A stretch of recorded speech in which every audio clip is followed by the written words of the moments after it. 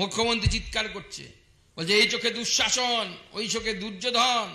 ওর দুঃশাসন আর দুর্যোধন তো আমাদের রাজ্যে আছে, একটা পিসি একটা ভাইপো। এটাই তো সব থেকে বড় দুঃশাসন, দুর্যোধন। এর থেকে বড় দুর্যোধন দুঃশাসন আর কে আছে?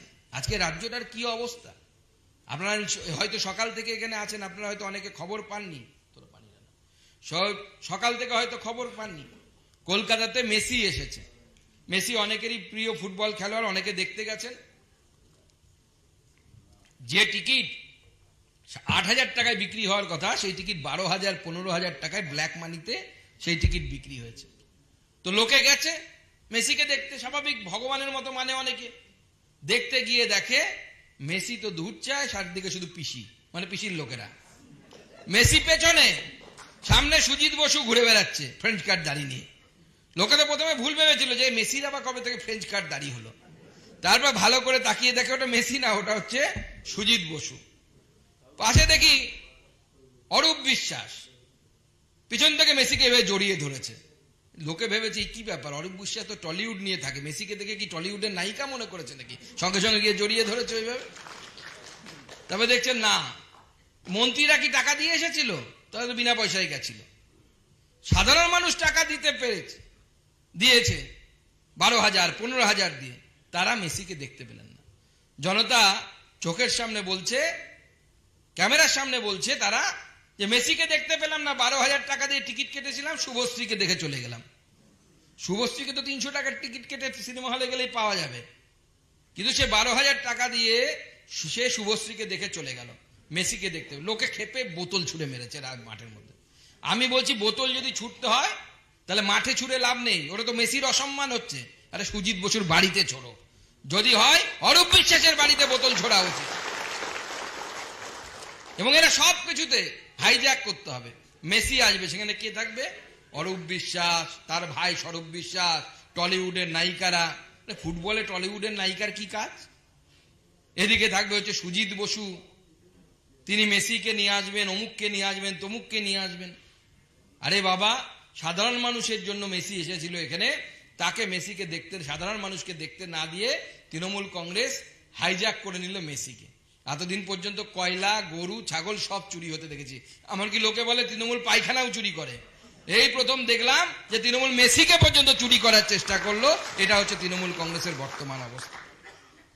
আজকে আমি যে আপনাদের বলছিলাম যে এই পরিপ্রেক্ষিতে সমস্ত মৎস্যজীবীদেরকে এক করতে হবে, কারণ প্রধানমন্ত্রী মৎস্য সম্পদ যোজনা আজকে পশ্চিমবঙ্গের কৃষকরা পাচ্ছে না। আমরা হাত গুটিয়ে বসে থাকবো নাকি এই সরকারকে উৎখাত করে নরেন্দ্র মোদীর সরকার নিয়ে আসবো, যাতে আমরা এখানে প্রধানমন্ত্রী মৎস্য সম্পদ যোজনা পেতে পারি? কি পেতে পারি কিনা? আমাদের করা উচিত কিনা? আমাদের কেসিসিও দরকার।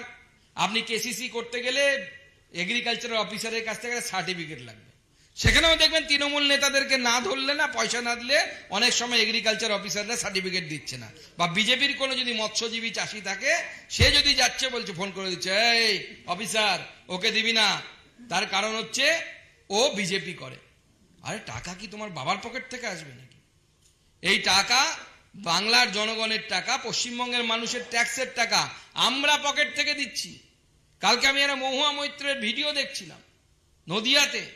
উনি বলছেন যে আরে লক্ষ্মীর ভান্ডারের কথা বললেন তো আপনারা নিতে চলে আসেন গলায় কাঠের মালা নিতে। এদিকে মন্ডল পাড়া, অমুক পাড়াতে গিয়ে দেখা যায় তৃণমূল ভোট পেয়েছে 25টা, বিজেপি পেয়েছে 85খানা। তাহলে আসেন কেন?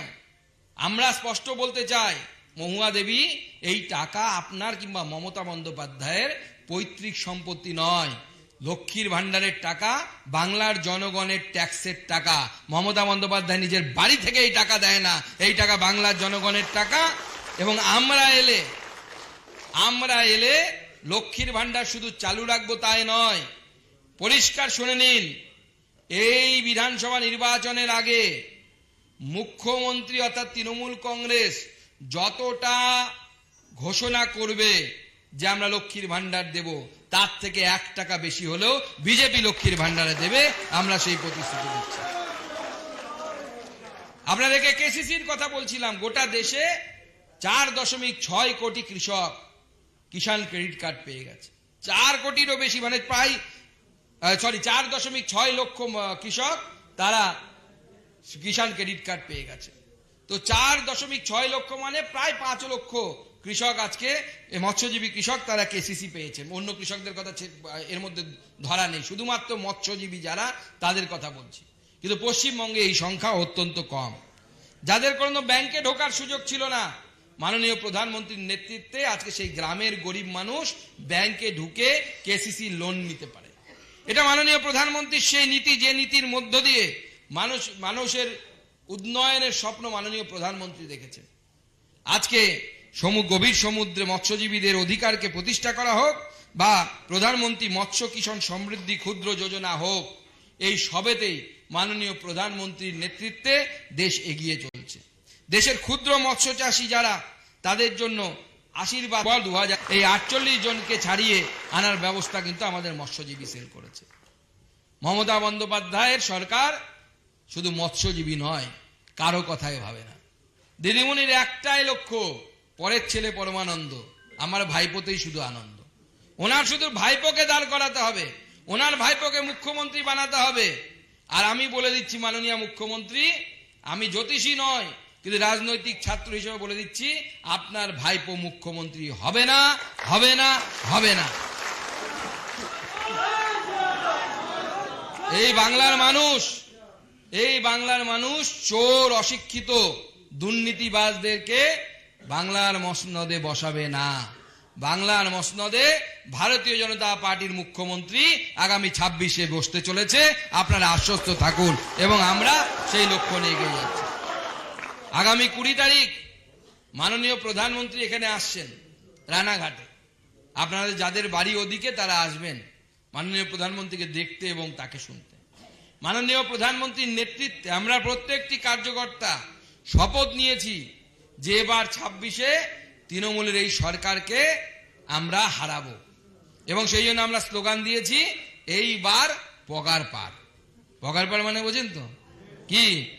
এইবার খেলা শেষ, আর খেলা হবে না, আর খেলা হবে না। যতই ডায়মন্ড হারবার থেকে কেউ এসেছে নাকি ওই দিক থেকে? হ্যাঁ, ডায়মন্ড হারবারের রাস্তা দিয়ে গেলে দেখবেন লেখা থাকে, অভিষেকের ছবি দেয়া থাকে, আর নিচে লেখা থাকে এবি ঝুঁকেগা নেই, লেখা থাকে কিনা? পরের লাইনটা লেখা থাকে না, ওর নিচে লেখা আছে, ভালো করে দেখবে, তাকালে দেখতে পাবেন, সিবিআই ইডি রুকেগা নেই।